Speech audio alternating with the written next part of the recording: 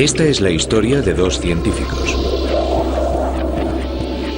Un ruso y un americano que trabajaban a ambos lados del telón de acero. Ambos cruzaron los límites de la ciencia médica en su búsqueda del conocimiento. Fueron empujados por la misma ambición: trasplantar cabezas humanas de un cuerpo a otro.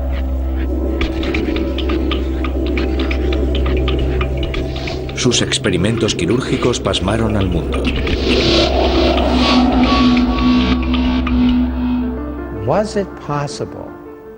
¿Era posible mantener con vida a un ser humano en su forma cerebral después de que todo su cuerpo hubiese sido sacrificado? Entonces, como ahora, sabía que se podía hacer. Sus creencias golpean la esencia misma de nuestro ser.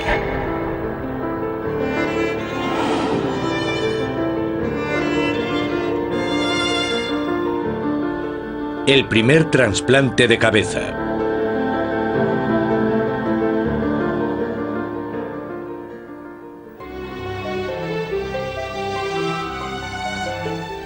En 1950, América era un país que rebosaba optimismo. El futuro parecía prometedor y lleno de innovaciones. Ciencia y tecnología eran las palabras clave en la era de la posguerra. La humanidad había dividido el átomo y pronto conquistaría el espacio.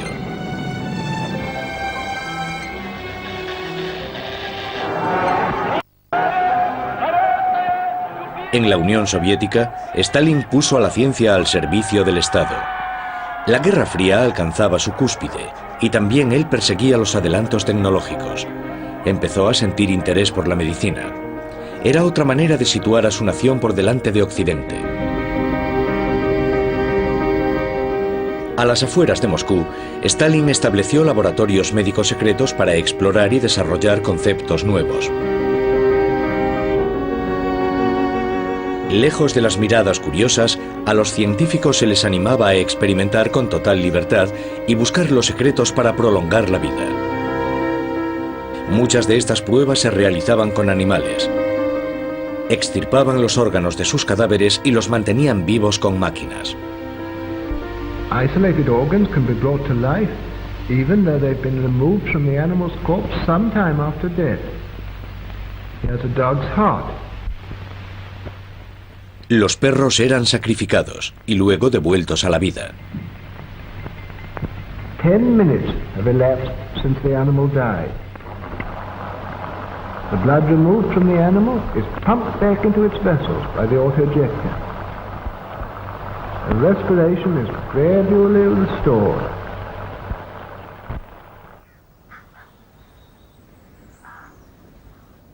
Pero un hombre se diferenciaba de los demás en su determinación por llegar donde los otros no se atrevían.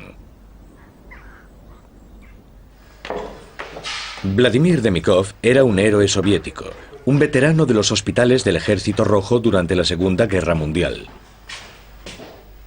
Estaba convencido de que era posible trasplantar órganos como corazones y pulmones a seres humanos. Incluso durante el furor científico de los 50 parecía un paso desmedido. Pero Demikov demostró que se podía hacer. Experimentó con perros y consiguió trasplantar el corazón y los pulmones del tórax de un animal a otro.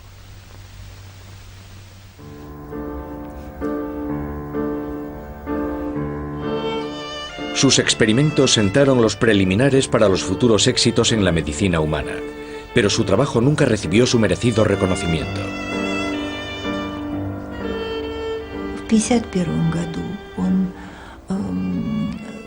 En 1951, fue la primera persona que sustituyó el corazón vivo de un perro por el corazón de otro animal.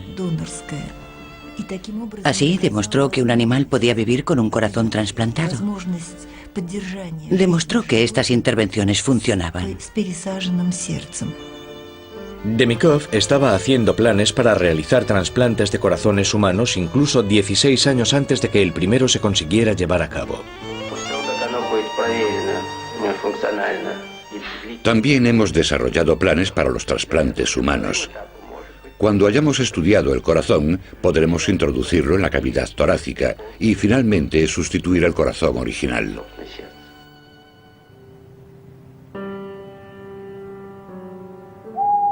A Demikov le gustaba trabajar durante la noche, sin ser molestado. Con frecuencia las luces de su laboratorio, en los bosques de las afueras de Moscú, seguían encendidas hasta muy tarde. Una noche de febrero de 1954, Demikov realizó un experimento que dejó helado al mundo. Cogió 2 perros, un adulto y un cachorro. Junto a su equipo de cirujanos, los operó durante toda la noche.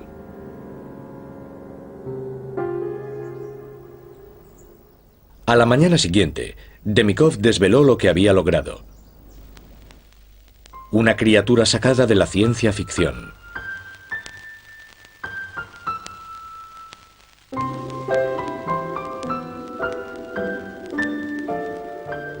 Había unido con suturas la cabeza y el torso del cachorro al cuello del perro más grande, conectando sus vasos sanguíneos y sus tráqueas.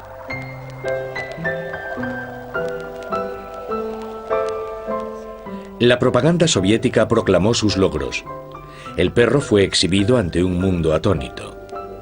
En América llamó la atención de un joven y ambicioso científico, Robert White. Su trabajo había sacudido al mundo, porque estaba exhibiendo animales que consistían en el cuerpo de un cachorrito cosido al cuello de un gran perro mastín. Los cachorros podían beber leche y las cabezas sobrevivían algunos días.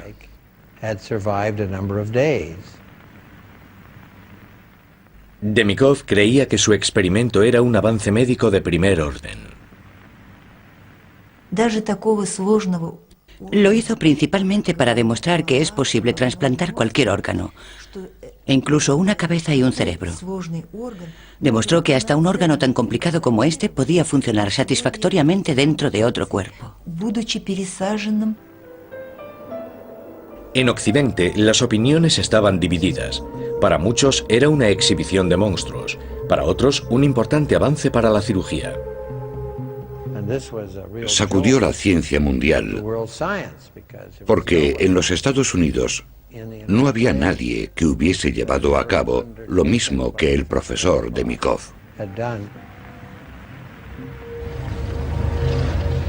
Sumida en la paranoia de la Guerra Fría, América era incapaz de ignorar la idea de los perros con 2 cabezas rusos.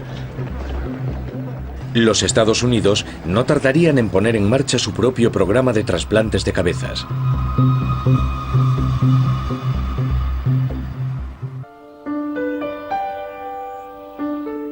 Cuando el científico soviético Vladimir Demikov mostró al mundo su perro con 2 cabezas, parecía evidenciarse aún más la superioridad tecnológica soviética. La carrera armamentística estaba en su punto máximo, y los rusos no tardarían en enviar un hombre al espacio. Creo que en este país los temíamos. Supongo que creíamos que habían llegado lejísimos muy rápidamente, sobre todo en cuanto a la bomba de hidrógeno.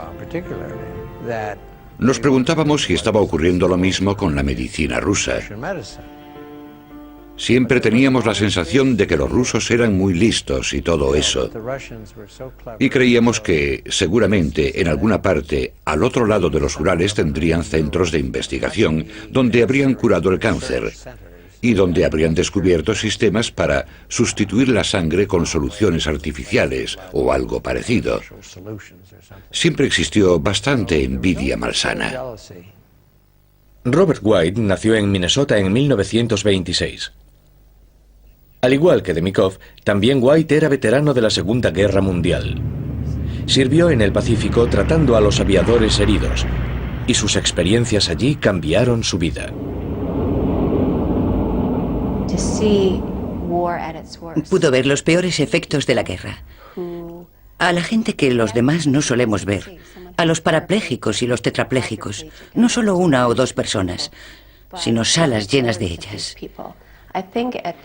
Creo que su juventud le dio la iniciativa para intentar hallar la manera de ayudar para que esta gente pudiese llevar una vida productiva. Después de la guerra, White estudió en la Escuela de Medicina de Harvard. Brillante y ambicioso, se especializó como neurocirujano. En 1960, ansioso de llevarle la delantera a los rusos en todos los aspectos de la medicina, el gobierno estadounidense ayudó a White a instalar un laboratorio especializado en el Hospital del Condado de Cleveland, Ohio. Aquí se puso manos a la obra a crear un centro de investigación del cerebro puntero en el mundo.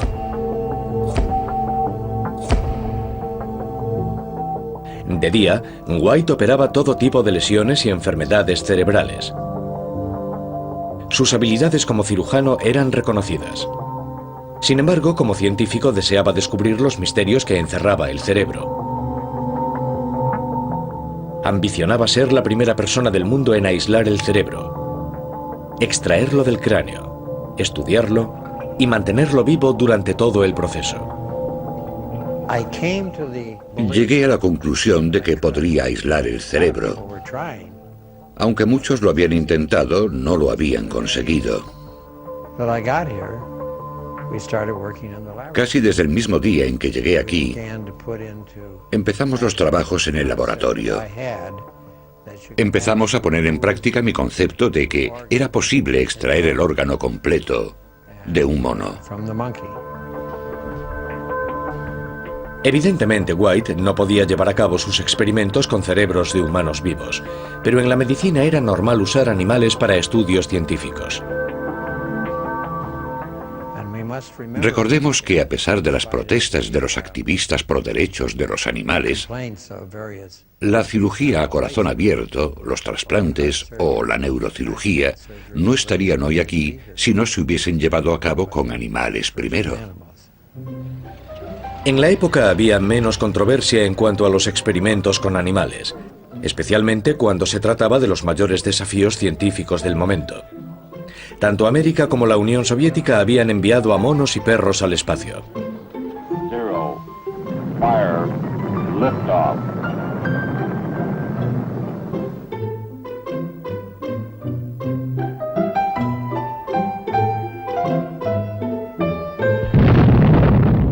A la hora de probar tecnologías nuevas, los humanos podían servir también como conejillos de indias.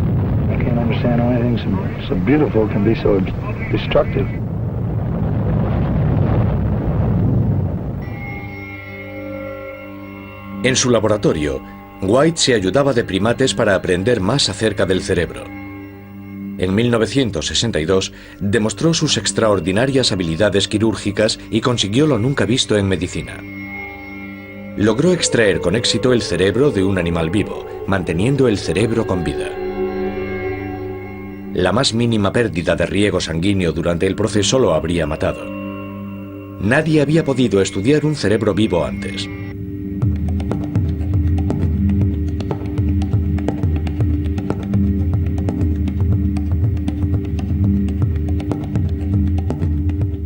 Al año siguiente, White fue más allá. Extrajo el cerebro de un mono y lo mantuvo vivo artificialmente durante varias horas. White confiaba en que los conocimientos adquiridos serían beneficiosos para los cirujanos y los científicos de todo el mundo. Pero las máquinas no podían mantener un cerebro vivo el tiempo necesario para estudiarlo con detalle. White estaba empeñado en seguir adelante y encontrar el modo de mantener los cerebros aislados vivos durante más tiempo.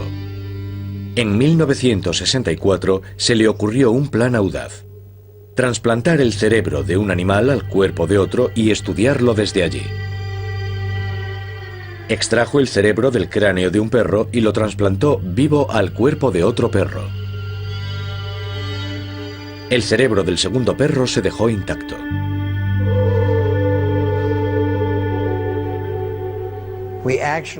Abrimos el cuello del animal e introdujimos allí el cerebro. Unimos los vasos sanguíneos del cerebro a los vasos sanguíneos del cuello del animal. Cerramos el cuello y por allí salían todos los tubos y cables. Fue un trasplante de cerebro en toda regla.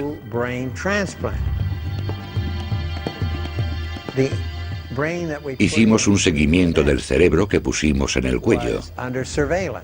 Tenía cables y tubos de modo que pudimos medir la actividad eléctrica, el riego sanguíneo, pudimos controlar por primera vez su metabolismo, y así lo hicimos durante muchas horas, incluso días. La operación de White fue un éxito, pero se enfrentaba a un nuevo desafío. La gente decía, ¡qué maravilla, genial, extraordinario!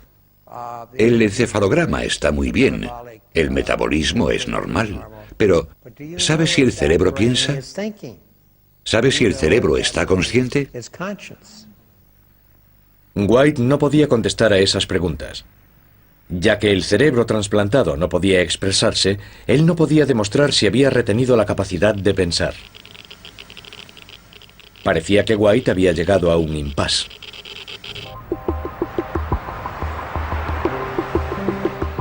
Pero su trabajo no había pasado desapercibido al otro lado del telón de acero. Los científicos soviéticos seguían muy interesados en estudiar el cerebro. Venían delegaciones rusas a Cleveland y pasaban un cierto tiempo en mis laboratorios. A consecuencia de esas visitas y de la amistad que entablé con ellos, aproveché la oportunidad para viajar a la Unión Soviética y visitar a estos hombres en sus laboratorios y en sus quirófanos. En todas las ocasiones me marché de allí guardando un enorme respeto por sus logros y su gran capacidad para la investigación y la medicina. White hizo su primer viaje en 1966, pero hizo más. Su amigo y colega Harold Hillman con frecuencia lo acompañaba. Durante la Guerra Fría, la ciencia y la medicina de la Unión Soviética eran un completo misterio para la gente de Occidente. Por tanto, había un sentimiento de que tenían una mina de descubrimientos importantes en este campo y que nos convenía estar enterados. Comprobamos que les daba bastante miedo contarnos lo que hacían, porque lo que hacían en el Instituto de Investigación era considerado secreto de Estado. Pasamos unas veladas muy agradables con ellos. Solían invitarnos a vodka y chicas bonitas, pero no nos contaban lo que estaban haciendo. Tanto el Dr. White como yo tomamos nota de ello. Tenían mucho interés en conocer a cierta persona, al hombre cuyos experimentos habían inspirado a White años atrás, Vladimir Demikov.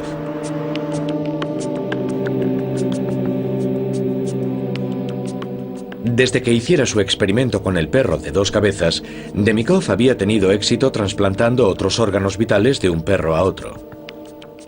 Incluso había desarrollado técnicas nuevas para la cirugía coronaria.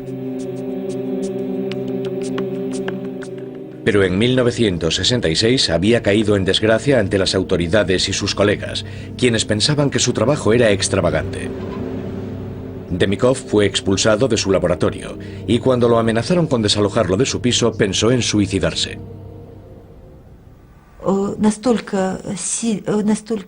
Para él fue durísimo. Estaba desesperado, en casa y en el trabajo. No podía costearse una casa para su familia porque ganaba poco dinero. De hecho, mi madre ganaba más como ingeniera.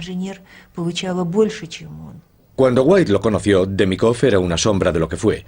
Los dos habían abierto un campo nuevo en el estudio de los trasplantes, pero White estaba horrorizado por el escaso reconocimiento que había recibido. Creo que el profesor Demikov ha sido apartado bruscamente y no se le ha concedido el crédito que se ha ganado en el terreno de los trasplantes. Era un hombre completamente desconocido en todos los aspectos. Los científicos americanos ni siquiera sabían cómo se llamaba. El profesor Demikov no contaba ni siquiera en el tema de los trasplantes. Para mí era incomprensible que no hubiesen continuado apoyando su trabajo. Demikov no podía cambiar su destino, pero la visita de White a la Unión Soviética le aportó valiosas ideas para sacar sus investigaciones a la luz. Quizá había dado con la solución para demostrar que un cerebro trasplantado pensaba. Me preguntaba cómo podía probar que un cerebro transferido o trasplantado está vivo, que piensa y es consciente. ¿Cómo podía hacerlo? White conocía experimentos soviéticos parecidos, en los que las cabezas de perro separadas de sus cuerpos mostraban signos de estar conscientes. The isolated head even reacts to light and to sound. Tal vez White podría aplicar los mismos conceptos a su trabajo. Mientras viajaba de vuelta a casa, sopesó sus opciones. Si trasplantaba toda la cabeza con el cerebro intacto dentro, se podría valorar si estaba consciente o no. Los americanos debían ser los primeros con esta cirugía y convertirla en un éxito científico que merecería el reconocimiento mundial. Me puse delante del tablero y diseñé una operación que consistía en coger dos monos, el mono A y el mono B. La cabeza del mono B sería separada y la cabeza del mono A sería transferida a su cuerpo.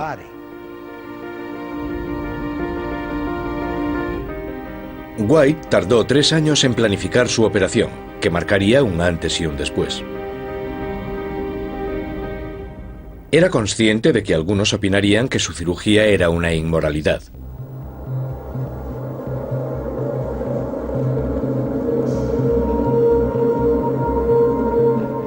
A última hora de la tarde del 14 de marzo de 1970, el equipo de cirujanos de White comenzó los preparativos para efectuar el primer trasplante de cabeza en el mundo. La cabeza de un mono se trasplantaría al cuerpo de otro. El neuroanestesista subió a otra planta, donde tras una revisión de los veterinarios y ayudado por los auxiliares, administró a los monos una inyección intravenosa para que estuviesen anestesiados cuando los bajasen. White quería demostrar que la cabeza con su cerebro podía mantenerse viva y sensible tras ser trasplantada. Si lo conseguía, lo consagraría en su carrera. Una de las enfermeras que estaba en la operación era Debbie Camp, de 19 años. Estaba muy nerviosa porque nunca antes había ayudado durante los experimentos en esa planta.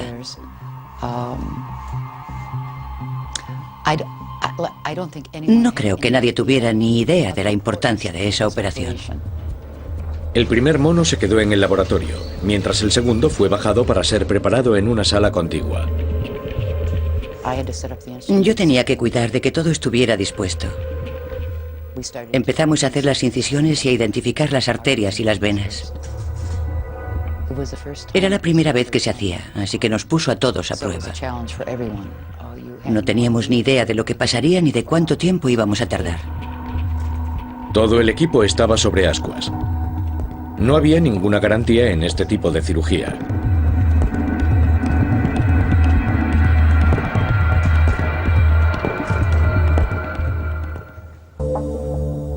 En 1970, Robert White intentó trasplantar la cabeza de un mono al cuerpo de otro. Esta película original de los archivos lo muestra mientras trabaja. Los dos monos fueron intervenidos en salas contiguas por el equipo de cirujanos de White. Ambas cabezas debían ser separadas de sus cuerpos para el trasplante. Fue un trabajo delicado.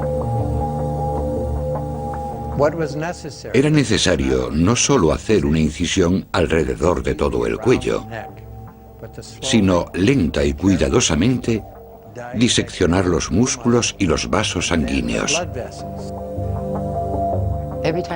Cada vez que se aislaba una arteria o una vena, había que efectuar una ligadura. No se podía seccionar ninguna hasta que todas estuvieran listas. Tuvieron que cortar los cuellos hasta que las únicas conexiones entre las cabezas y sus cuerpos eran sus médulas espinales y los vasos sanguíneos vitales. Tras hacer incisiones durante horas, llegó el momento de trasplantar la cabeza. Entonces colocaron al otro animal sobre la mesa. Ahora había 2 equipos de cirujanos y 2 animales. Éramos bastante gente porque había más auxiliares y por supuesto las enfermeras. Ambos monos fueron intervenidos, uno al lado del otro. La cabeza del mono A debía ser transferida al cuerpo del mono B. Primero hubo que transfundir el riego sanguíneo del cuerpo B a la cabeza a través de una red de tubos de plástico. Un momento de gran tensión. Si el riego sanguíneo hacia las cabezas se interrumpía, ambos animales fallecerían. Pero el monitor del mono A mostraba que su cerebro seguía activo.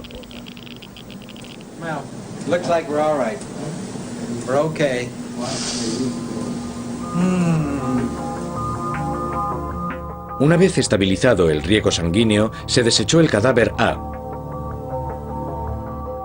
Y luego se desechó la cabeza B. La última etapa crítica de la operación fue juntar la cabeza A con el cuerpo B y unir el riego sanguíneo arteria con arteria y vena con vena.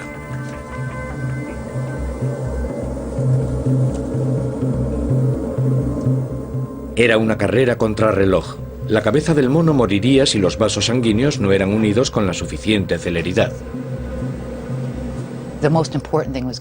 El objetivo primordial era recuperar la circulación, para evitar que el mono falleciese. Lo más importante era unir las arterias y luego las venas, de una en una. Los vasos sanguíneos fueron conectados, pero no se tocó la médula espinal. Es imposible reconectar los nervios una vez que han sido seccionados. Entonces empezamos a suturar los músculos y los tejidos del cuello. Empieza a parecer que el animal solo ha sufrido una incisión circular.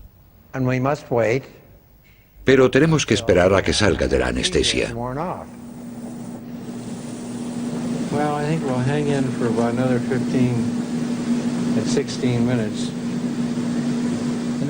Esperaron nerviosos. El proceso quirúrgico había finalizado, pero nadie sabía si la cabeza recuperaría la consciencia o no.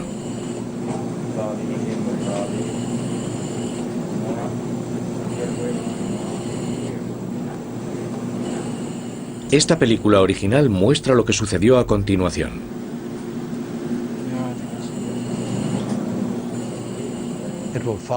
Nos sigue con la mirada. Nos puede oír. Lo puedes alimentar. Los músculos faciales retienen su capacidad de movimiento. Pero claro está, no puede moverse porque la médula espinal está seccionada. Su aspecto, comportamiento y respuestas son como los de cualquier primate subhumano. Imagine cuánto entusiasmo, cuánta emoción. Estábamos bailando, gritábamos. Por primera vez en la historia de la ciencia médica, se había trasplantado un cerebro dentro de su propio cráneo y cabeza.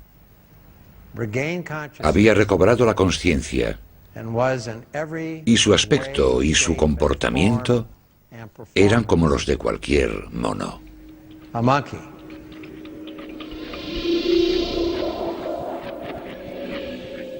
White lo había hecho, pero pensaba llegar todavía más lejos. ¿Sería capaz de hacer un trasplante de cabeza entre humanos? Se había hecho el primer trasplante de corazón humano 3 años antes, y para White eso era solo el principio. ¿No sería posible realizar una cirugía que salvase vidas humanas, que salvase sus cerebros? De la misma forma en que se puede reemplazar un corazón, un pulmón o un riñón para salvar la vida de un paciente y la de su cerebro, se le podría dar un cuerpo entero. Parecía una idea irracional. ¿Operaciones para trasplantar una cabeza humana viva al cuerpo de otra persona? Cuando trabajaba en el hospital, White con frecuencia veía víctimas de accidentes con muerte cerebral, pero cuyos cuerpos no estaban dañados.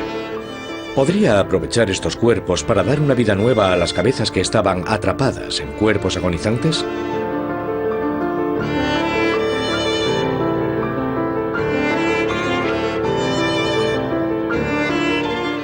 Pero hay una diferencia fundamental entre el trasplante de corazón y el trasplante de cabeza. El corazón tiene una estructura relativamente sencilla. Es un sistema de bombeo estupendamente diseñado. Tiene un número limitado de conexiones, por lo que se puede extraer un corazón para meter otro. La razón por la que no se puede hacer lo mismo con un cerebro es porque requiere seccionar cientos de millones de conexiones con el cuerpo. Conexiones que no se regeneran. Un trasplante de cabeza supone seccionar la médula espinal. Eso paralizaría del cuello para abajo a cualquier paciente. Pero para White, los trasplantes de cabeza podrían ayudar a algunos tipos de pacientes. Por supuesto que nadie quiere crear tetraplégicos. Pero, ¿qué ocurriría si un humano tetrapléjico estuviese a punto de morir porque su cuerpo y todos sus órganos estuviesen fallando?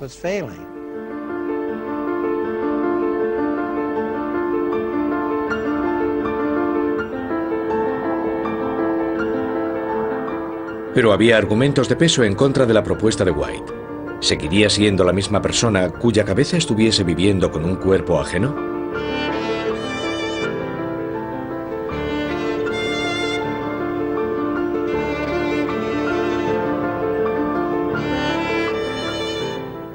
¿Quién eres?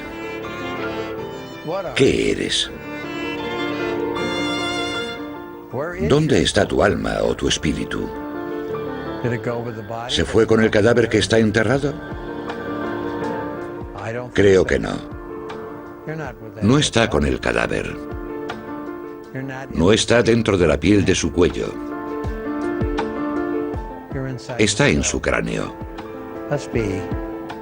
Seamos prácticos y pragmáticos. Está en la masa encefálica. Aquí es donde está la manifestación física del espíritu.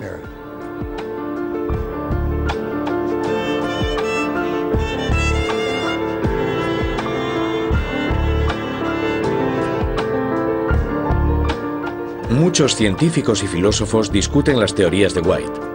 Stephen Rose, eminente neurocientífico, opina que el cerebro humano y su cuerpo están ligados inextricablemente.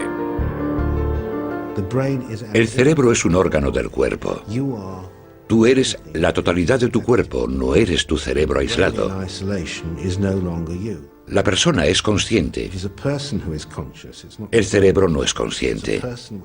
La persona es quien tiene una mente, no es el cerebro. La persona es quien siente las emociones. No siente el cerebro, sino la persona. El trasplantar un cerebro X a un cuerpo Y no tiene ningún sentido, porque todo el desarrollo del cerebro X está ligado al cuerpo de un individuo determinado. Las células se han desarrollado de una manera determinada. Las conexiones se han establecido a su manera. Y no tengo claro que las células sean capaces de responder eficientemente en un nuevo entorno. Así pues, los trasplantes de cabezas entre humanos nunca funcionarían. Por lo menos según la ciencia ortodoxa.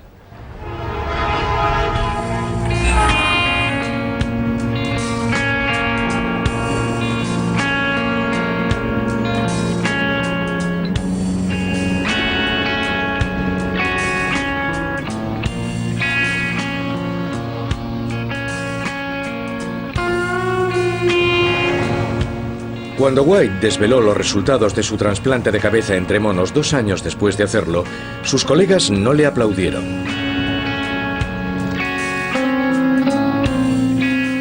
Algunos murmuraron que estaba loco.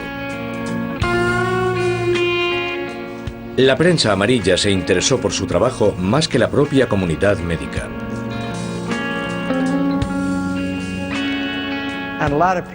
Supongo que hasta cierto punto mucha gente ha tergiversado mis motivos y sin duda me han convertido en un Frankenstein.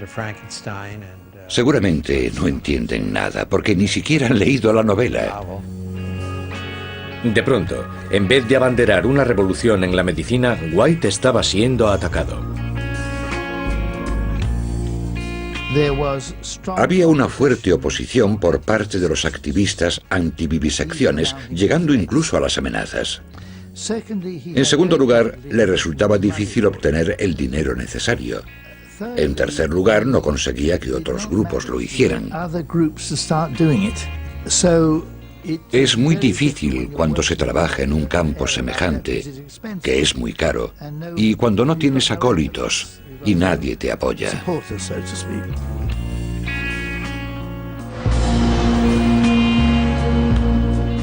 El mundo estaba cambiando y las circunstancias estaban en contra de White y su trabajo. La Guerra Fría se templó y la ética científica se volvió más exigente. Como Demikov, que le había inspirado, White pasó de pionero a paria. Condenado por los activistas pro derechos de los animales, durante un tiempo su familia y él necesitaron protección policial. Aunque White continuó ejerciendo como neurocirujano en un hospital, poco a poco fue abandonando sus sueños de trasplantar cabezas. Muchos lo consideraban una anécdota extraña en la historia científica. La historia de la ciencia, incluyendo la del cerebro, está plagada de lo que se podrían llamar experimentos o actividades heroicas, que acaban desastrosamente desencaminadas. Creo que los experimentos de Robert White, si se pueden llamar experimentos, son actividades repugnantes cuyo sitio está en el cubo de los desperdicios. No creo que ningún neurólogo, cirujano, psiquiatra o psicólogo lo tomarían en serio hoy en día.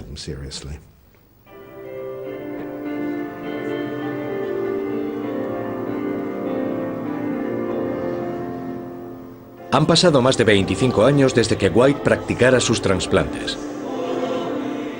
Devoto católico, acude a la iglesia casi a diario. Tras una vida dedicada a operar a ricos y pobres en el hospital de Cleveland, tiene muchos admiradores.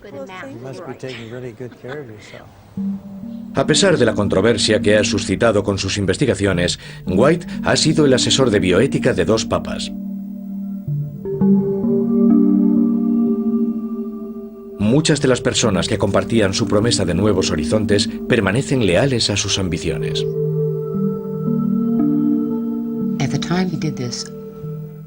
Cuando lo hizo, el mundo aún no estaba preparado.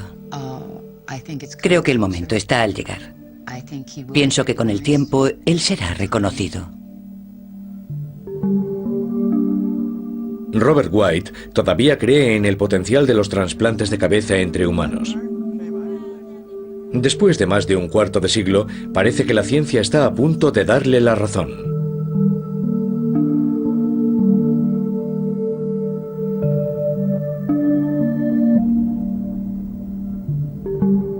Jackie Bailey se rompió la columna en 1980, cuando se cayó escalando un rocódromo. Tenía 17 años cuando me dijeron que probablemente me quedarían unos 25 años de vida después de lesionarme. Me parecía que tener 42 años no era ser muy mayor y me llevé un disgusto. Jackie es el tipo de persona cuya vida esperaba prolongar el Dr. Robert White cuando propuso trasplantar cabezas.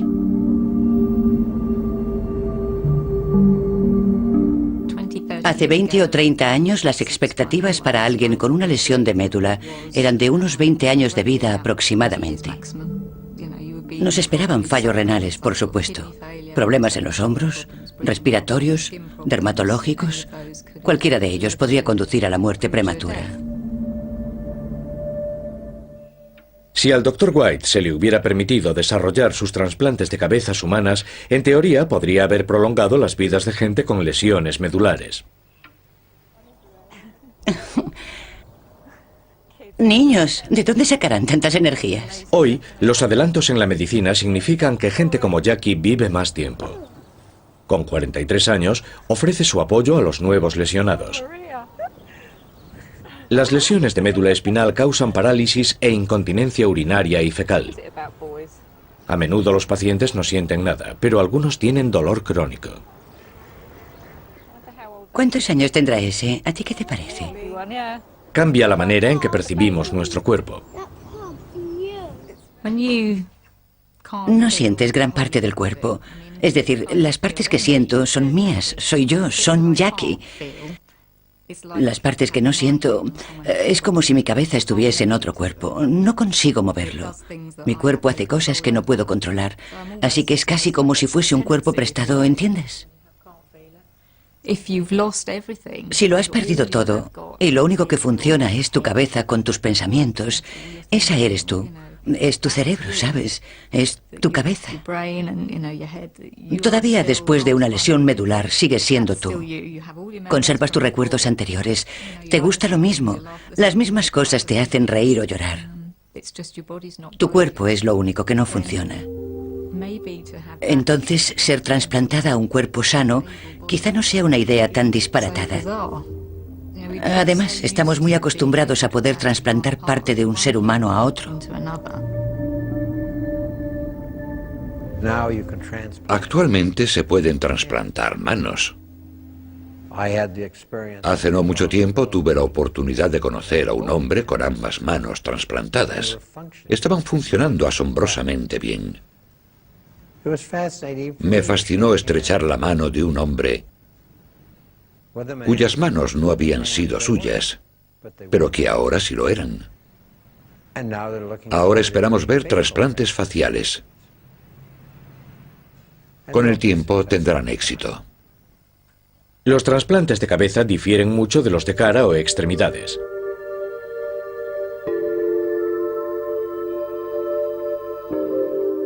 Pero tal vez algo esté cambiando. Algo que hará que la idea sea menos radical. Ahora los científicos han descubierto una célula que puede regenerarse. La tenían debajo de la nariz. Forma parte del sistema nervioso que integra el sentido del olfato. Si se extraen estas células de la nariz y se inyectan en la parte dañada de la médula, hay esperanzas de que puedan reparar las conexiones nerviosas vitales.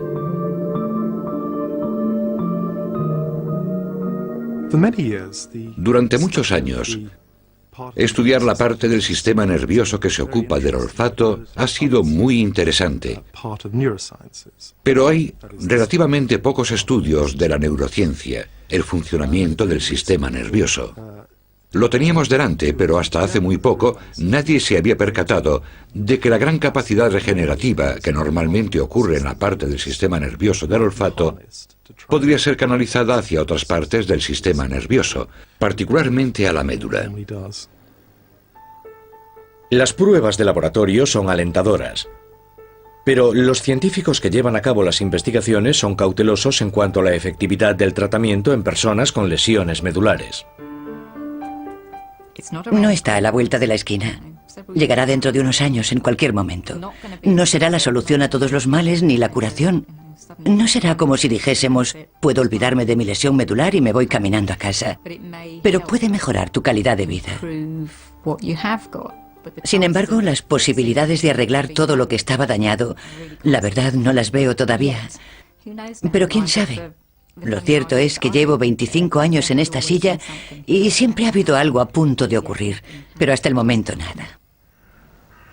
Si algún día es posible reparar las médulas espinales, tal vez se podrían usar trasplantes de cabezas para salvar vidas.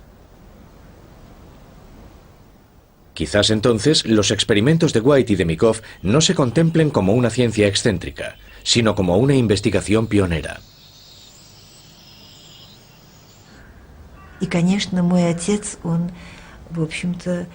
Mi padre decía que para hacer trasplantes de cabeza había que tener valor intelectual. Es posible que tales trasplantes que se desarrollaron en el siglo XX se conviertan en un desafío para los médicos del siglo XXI.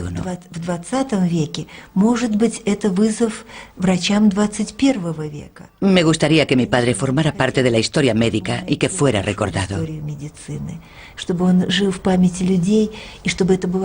Y me gustaría que lo recordasen con respeto, porque durante su vida se enfrentó a muchas dificultades.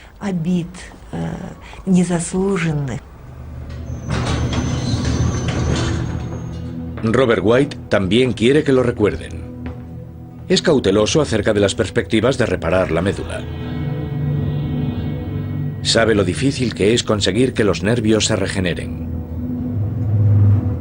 Pero si algún día se consiguiera, tal vez su laboratorio sería considerado como la cuna de la nueva era de soluciones quirúrgicas.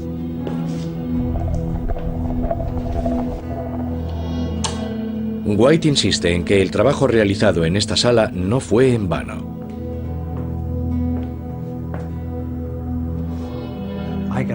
Casi oigo sus voces. Esta sala estaba llena de gente. Y sin embargo, en esta misma mesa, la cabeza trasplantada de mono nos demostró que recobraba el conocimiento. White cree firmemente que tendrá su lugar en la historia de la medicina. El tiempo dirá si está en lo cierto. Me gustaría que se preservase y que estuviera a disposición de los estudiantes y los profesionales. Quiero que puedan observar maravillados y que entiendan, como ya hicieron muchos, lo que aquí se hizo. Puede que algún día el trabajo del Dr. White se considere algo más que una extraña anécdota dentro de la historia de la medicina. Puede que llegue el día en que las cabezas de las personas puedan sobrevivir en otros cuerpos. Pero White no lo verá. Jamás conocerá el veredicto final del mundo sobre su visión de la vida.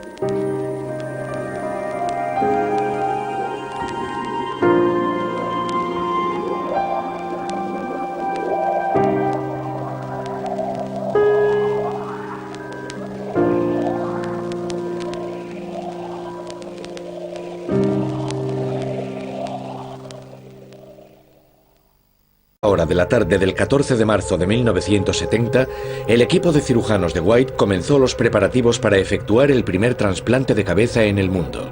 La cabeza de un mono se trasplantaría al cuerpo de otro. El neuroanestesista subió a otra planta, donde tras una revisión de los veterinarios y ayudado por los auxiliares, administró a los monos una inyección intravenosa para que estuviesen anestesiados cuando los bajasen. White quería demostrar que la cabeza con su cerebro podía mantenerse viva y sensible tras ser trasplantada. Si lo conseguía, lo consagraría en su carrera. Una de las enfermeras que estaba en la operación era Debbie Camp, de 19 años. Estaba muy nerviosa porque nunca antes había ayudado durante los experimentos en esa planta.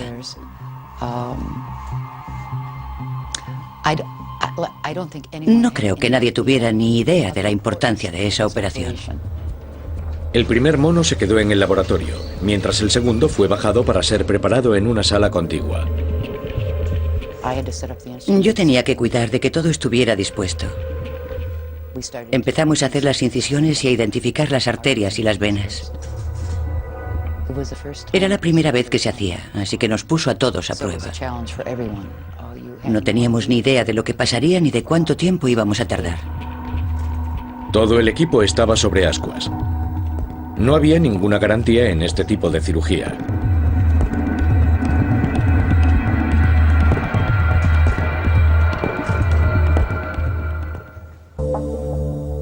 En 1970, Robert White intentó trasplantar la cabeza de un mono al cuerpo de otro. Esta película original de los archivos lo muestra mientras trabaja. Los dos monos fueron intervenidos en salas contiguas por el equipo de cirujanos de White. Ambas cabezas debían ser separadas de sus cuerpos para el trasplante. Fue un trabajo delicado. Era necesario no solo hacer una incisión alrededor de todo el cuello, sino lenta y cuidadosamente diseccionar los músculos y los vasos sanguíneos. Cada vez que se aislaba una arteria o una vena, había que efectuar una ligadura. No se podía seccionar ninguna hasta que todas estuvieran listas. Tuvieron que cortar los cuellos hasta que las únicas conexiones entre las cabezas y sus cuerpos eran sus médulas espinales y los vasos sanguíneos vitales. Tras hacer incisiones durante horas, llegó el momento de trasplantar la cabeza. Los experimentos sentaron los preliminares para los futuros éxitos en la medicina humana, pero su trabajo nunca recibió su merecido reconocimiento.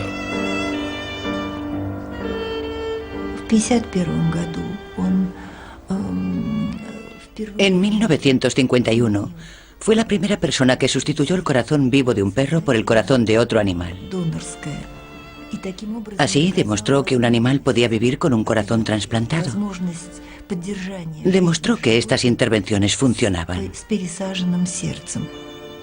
Demikov estaba haciendo planes para realizar trasplantes de corazones humanos incluso 16 años antes de que el primero se consiguiera llevar a cabo.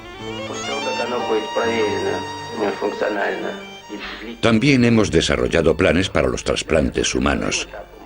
Cuando hayamos estudiado el corazón, podremos introducirlo en la cavidad torácica y finalmente sustituir el corazón original.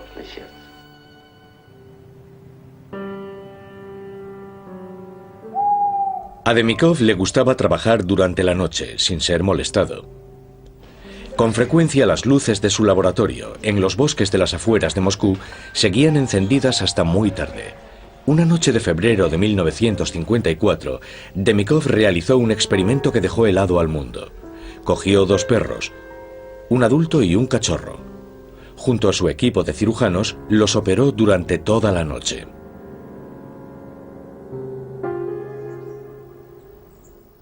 A la mañana siguiente, Demikov desveló lo que había logrado. Una criatura sacada de la ciencia ficción.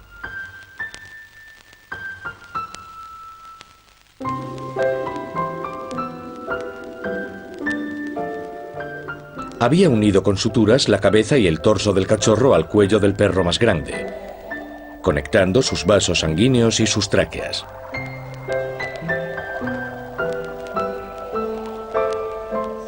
La propaganda soviética proclamó sus logros. El perro fue exhibido ante un mundo atónito. En América llamó la atención de un joven y ambicioso científico, Robert White. Su trabajo había sacudido al mundo, porque estaba exhibiendo animales que consistían en el cuerpo de un cachorrito cosido al cuello de un gran perro mastín.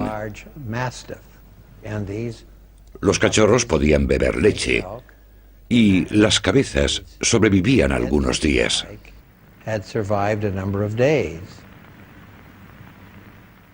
Demikov creía que su experimento era un avance médico de primer orden.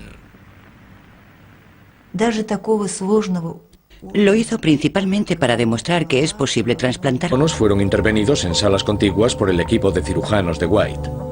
Ambas cabezas debían ser separadas de sus cuerpos para el trasplante. Fue un trabajo delicado. Era necesario no solo hacer una incisión alrededor de todo el cuello, sino lenta y cuidadosamente diseccionar los músculos y los vasos sanguíneos. Cada vez que se aislaba una arteria o una vena, había que efectuar una ligadura. No se podía seccionar ninguna hasta que todas estuvieran listas. Tuvieron que cortar los cuellos hasta que las únicas conexiones entre las cabezas y sus cuerpos eran sus médulas espinales y los vasos sanguíneos vitales. Tras hacer incisiones durante horas, llegó el momento de trasplantar la cabeza. Entonces colocaron al otro animal sobre la mesa. Ahora había dos equipos de cirujanos y dos animales. Éramos bastante gente porque había más auxiliares y por supuesto las enfermeras. Ambos monos fueron intervenidos, uno al lado del otro. La cabeza del mono A debía ser transferida al cuerpo del mono B. Primero hubo que transfundir el riego sanguíneo del cuerpo B a la cabeza a través de una red de tubos de plástico. Un momento de gran tensión. Si el riego sanguíneo hacia las cabezas se interrumpía, ambos animales fallecerían. Pero el monitor del mono A mostraba que su cerebro seguía activo. Looks like we're all right. We're okay.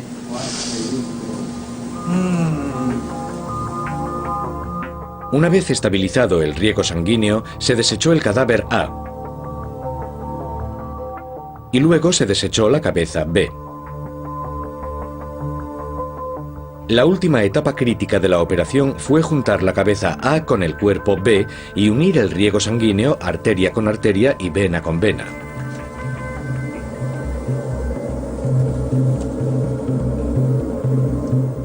Era una carrera contrarreloj. La cabeza del mono moriría si los vasos sanguíneos no eran unidos con la suficiente celeridad. El objetivo primordial era recuperar la circulación, para evitar que el mono falleciese. Lo más importante era unir las arterias y luego las venas, de una en una. Los vasos sanguíneos fueron conectados, pero no se tocó la médula espinal. Es imposible reconectar los nervios una vez que han sido seccionados. Entonces empezamos a suturar los músculos y los tejidos del cuello.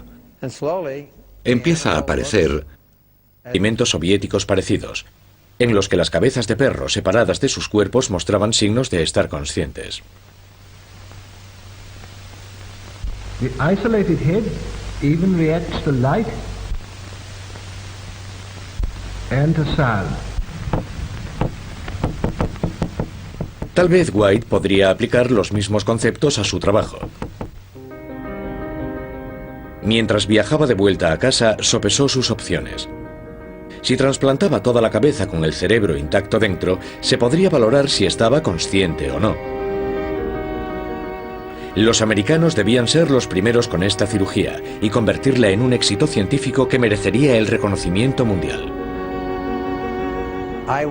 Me puse delante del tablero y diseñé una operación que consistía en coger dos monos, el mono A y el mono B.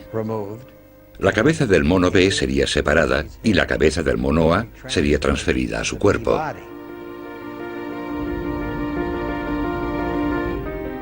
White tardó 3 años en planificar su operación, que marcaría un antes y un después. Era consciente de que algunos opinarían que su cirugía era una inmoralidad.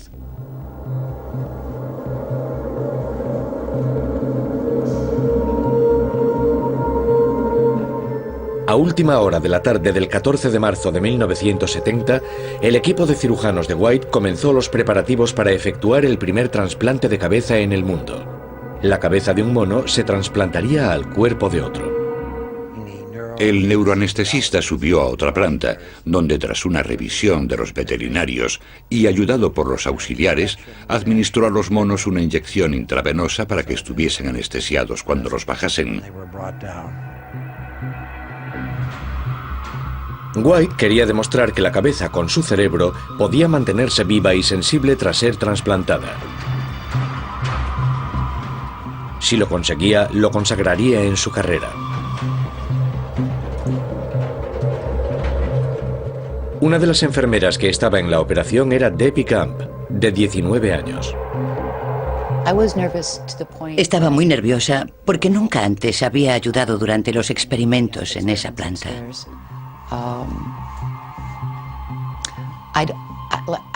No creo que nadie tuviera ni idea de la importancia de esa operación. El primer mono se quedó en el laboratorio, mientras el segundo fue bajado para ser preparado en una sala contigua. Yo tenía que cuidar de que todo estuviera dispuesto. Empezamos a hacer las incisiones y a identificar las arterias y las venas. Era cerebro con vida. La más mínima pérdida de riego sanguíneo durante el proceso lo habría matado. Nadie había podido estudiar un cerebro vivo antes.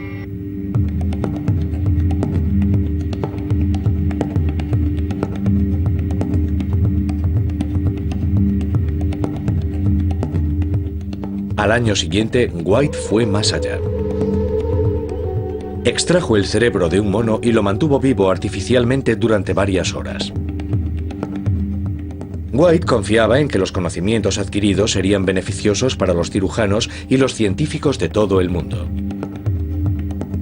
Pero las máquinas no podían mantener un cerebro vivo el tiempo necesario para estudiarlo con detalle. White estaba empeñado en seguir adelante y encontrar el modo de mantener los cerebros aislados vivos durante más tiempo. En 1964 se le ocurrió un plan audaz: trasplantar el cerebro de un animal al cuerpo de otro y estudiarlo desde allí. Extrajo el cerebro del cráneo de un perro y lo trasplantó vivo al cuerpo de otro perro. El cerebro del segundo perro se dejó intacto.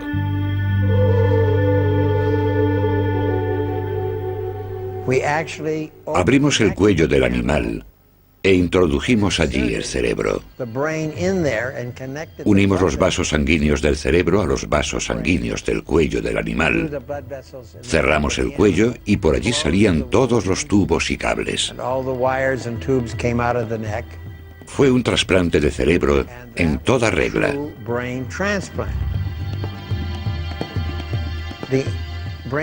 Hicimos un seguimiento del cerebro que pusimos en el cuello. Tenía cables y tubos de modo que pudimos medir la actividad eléctrica, el riego sanguíneo, pudimos controlar por primera vez su metabolismo, y así lo hicimos durante muchas horas, incluso días. La operación de White fue un éxito, pero se enfrentaba a un nuevo desafío. La gente decía: ¡qué maravilla! ¡Genial! ¡Extraordinario! El encefalograma está muy bien, el metabolismo es normal, pero ¿sabe si el cerebro piensa? ¿Sabe si el cerebro está consciente? White no podía contestar a esas preguntas.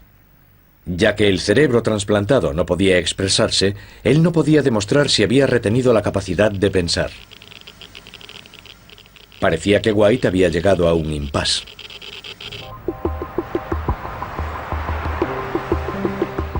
Pero su trabajo no había pasado desapercibido al otro lado del telón de acero. Los científicos soviéticos seguían muy interesados. Demikov creía que su experimento era un avance médico de primer orden. Lo hizo principalmente para demostrar que es posible trasplantar cualquier órgano, e incluso una cabeza y un cerebro. Demostró que hasta un órgano tan complicado como este podía funcionar satisfactoriamente dentro de otro cuerpo.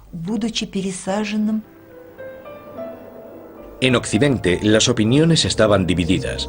Para muchos era una exhibición de monstruos, para otros un importante avance para la cirugía. Sacudió la ciencia mundial, porque en los Estados Unidos no había nadie que hubiese llevado a cabo lo mismo que el profesor Demikov.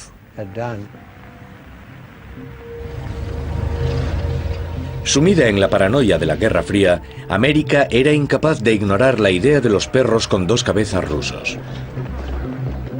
Los Estados Unidos no tardarían en poner en marcha su propio programa de trasplantes de cabezas.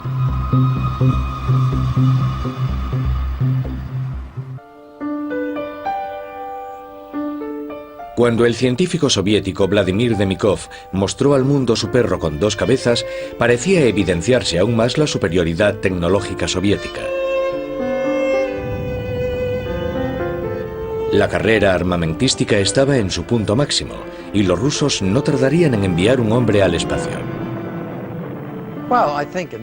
Creo que en este país los temíamos. Supongo que creíamos que habían llegado lejísimos muy rápidamente, sobre todo en cuanto a la bomba de hidrógeno. Nos preguntábamos si estaba ocurriendo lo mismo con la medicina rusa.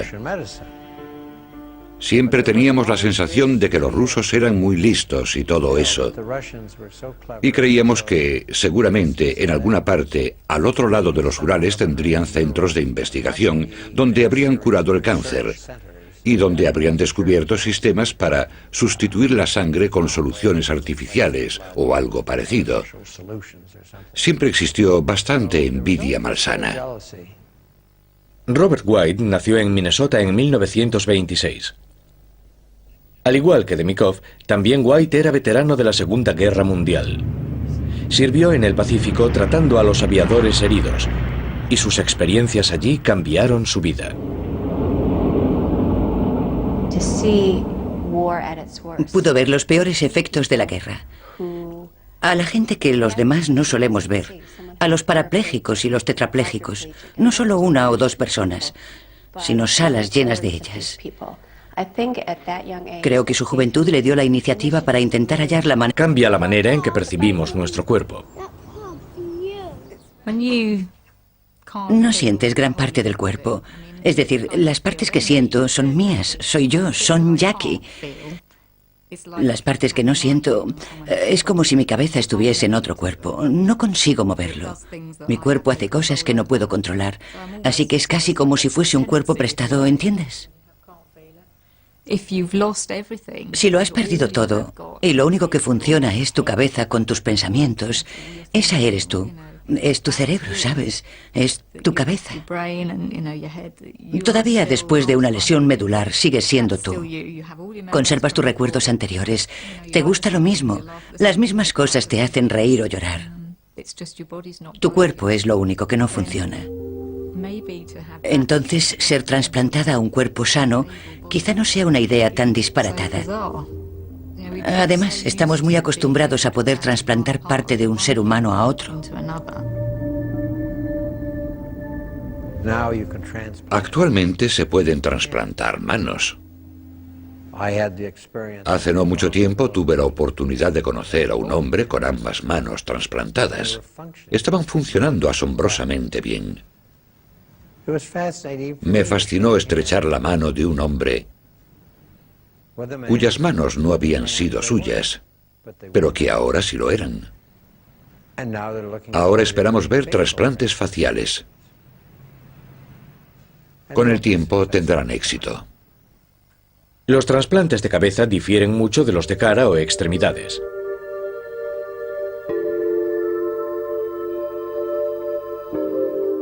Pero tal vez algo esté cambiando, algo que hará que la idea sea menos radical. Ahora los científicos han descubierto una célula que puede regenerarse. La tenían debajo de la nariz. Forma parte del sistema nervioso que integra el sentido del olfato. Si se extraen estas células de la nariz y se inyectan en la parte dañada de la médula, hay esperanzas de que puedan reparar las conexiones nerviosas vitales.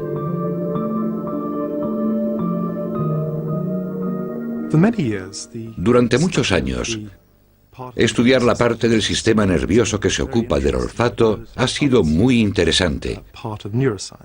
Pero hay relativamente pocos estudios de la neurociencia, el funcionamiento del sistema nervioso. Lo teníamos delante, pero hasta hace muy poco nadie se había percatado de que la gran capacidad regenerativa que normalmente ocurre en la parte del sistema nervioso del olfato podría ser canalizada hacia otras partes del sistema nervioso, particularmente a la médula. Las pruebas de Dos equipos de cirujanos y 2 animales. Éramos bastante gente, porque había más auxiliares y, por supuesto, las enfermeras. Ambos monos fueron intervenidos, uno al lado del otro. La cabeza del mono A debía ser transferida al cuerpo del mono B. Primero hubo que transfundir el riego sanguíneo del cuerpo B a la cabeza A través de una red de tubos de plástico. Un momento de gran tensión. Si el riego sanguíneo hacia las cabezas se interrumpía, ambos animales fallecerían. Pero el monitor del mono A mostraba que su cerebro seguía activo. Well, looks like we're all right. We're okay.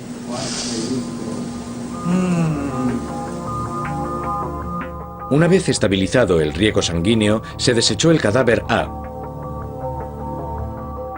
Y luego se desechó la cabeza B. La última etapa crítica de la operación fue juntar la cabeza A con el cuerpo B y unir el riego sanguíneo arteria con arteria y vena con vena.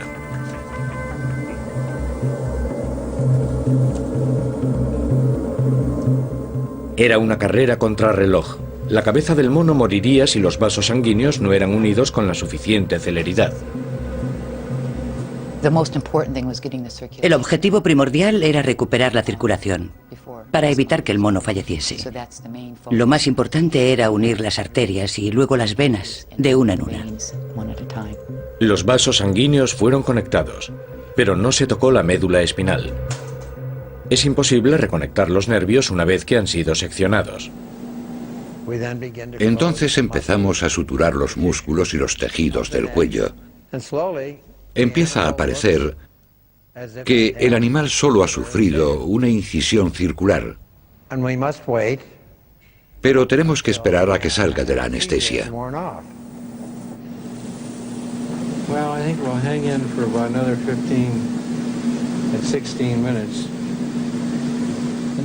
Esperaron nerviosos.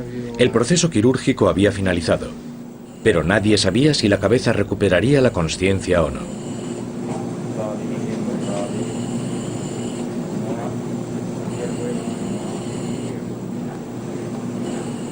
Esta película original muestra lo que sucedió a continuación.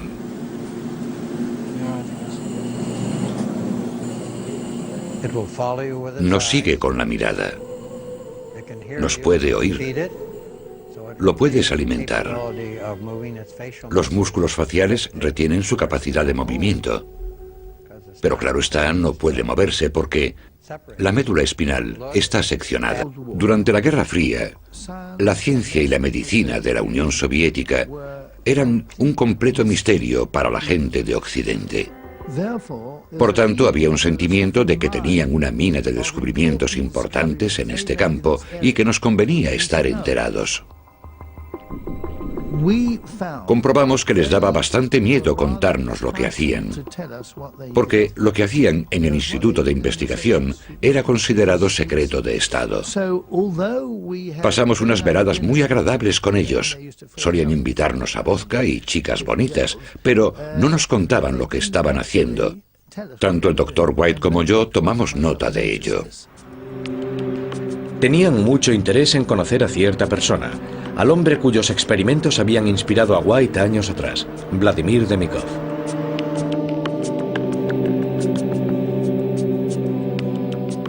Desde que hiciera su experimento con el perro de 2 cabezas, Demikov había tenido éxito trasplantando otros órganos vitales de un perro a otro. Incluso había desarrollado técnicas nuevas para la cirugía coronaria. Pero en 1966 había caído en desgracia ante las autoridades y sus colegas, quienes pensaban que su trabajo era extravagante. Demikov fue expulsado de su laboratorio y cuando lo amenazaron con desalojarlo de su piso pensó en suicidarse.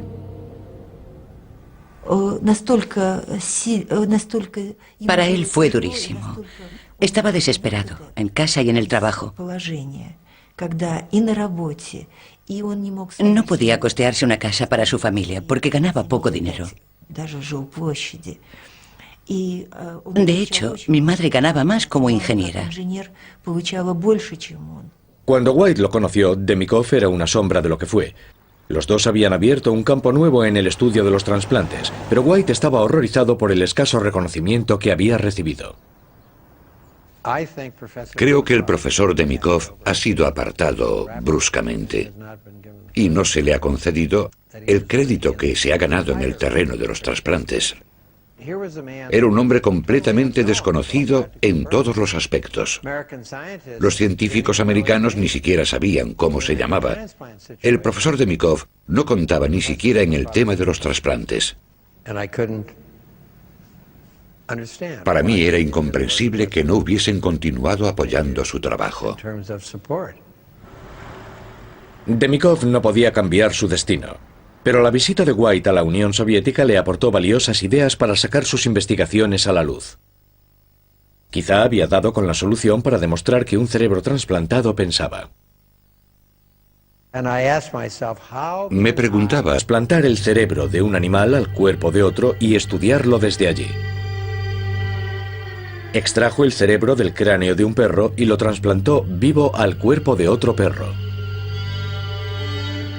El cerebro del segundo perro se dejó intacto.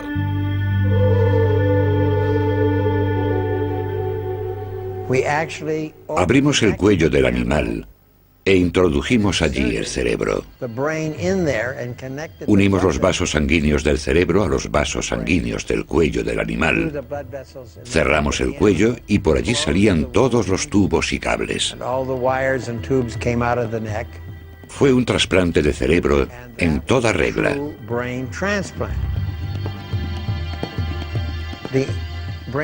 Hicimos un seguimiento del cerebro que pusimos en el cuello. Tenía cables y tubos de modo que pudimos medir la actividad eléctrica, el riego sanguíneo, pudimos controlar por primera vez su metabolismo y así lo hicimos durante muchas horas, incluso días. La operación de White fue un éxito, pero se enfrentaba a un nuevo desafío. La gente decía, ¡qué maravilla, genial, extraordinario! El encefalograma está muy bien, el metabolismo es normal, pero ¿sabe si el cerebro piensa? ¿Sabe si el cerebro está consciente? White no podía contestar a esas preguntas. Ya que el cerebro trasplantado no podía expresarse, él no podía demostrar si había retenido la capacidad de pensar. Parecía que White había llegado a un impasse.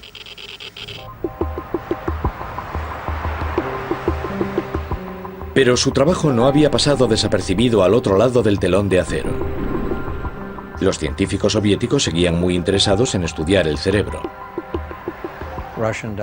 Venían delegaciones rusas a Cleveland y pasaban un cierto tiempo en mis laboratorios. A consecuencia de esas visitas y de la amistad que entablé con ellos, aproveché la oportunidad para viajar a la Unión Soviética y visitar a estos hombres en sus laboratorios y en sus quirófanos. En todas las ocasiones me marché de allí guardando un enorme respeto por sus logros y su gran capacidad para la investigación y la medicina. White hizo su primer viaje en 1966, pero hizo más. Su amigo y colega Harold Hillman con frecuencia lo acompañaba. Durante la Guerra Fría, la ciencia y la medicina de la Unión Soviética eran Perro por el corazón de otro animal. Así demostró que un animal podía vivir con un corazón trasplantado. Demostró que estas intervenciones funcionaban. Demikov estaba haciendo planes para realizar trasplantes de corazones humanos incluso 16 años antes de que el primero se consiguiera llevar a cabo. También hemos desarrollado planes para los trasplantes humanos. Cuando hayamos estudiado el corazón, podremos introducirlo en la cavidad torácica y finalmente sustituir el corazón original.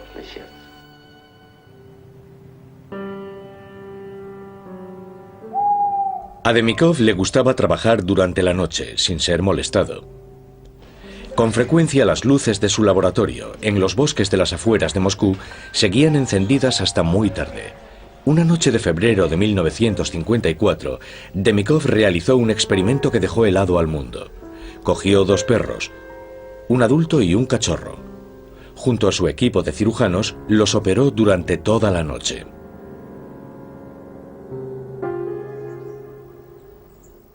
A la mañana siguiente, Demikov desveló lo que había logrado. Una criatura sacada de la ciencia ficción.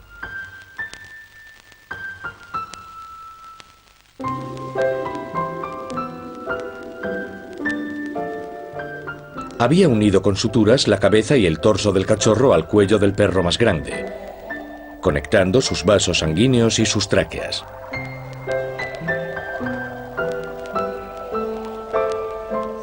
La propaganda soviética proclamó sus logros. El perro fue exhibido ante un mundo atónito. En América llamó la atención de un joven y ambicioso científico, Robert White. Su trabajo había sacudido al mundo, porque estaba exhibiendo animales que consistían en el cuerpo de un cachorrito cosido al cuello de un gran perro mastín. Los cachorros podían beber leche Y las cabezas sobrevivían algunos días.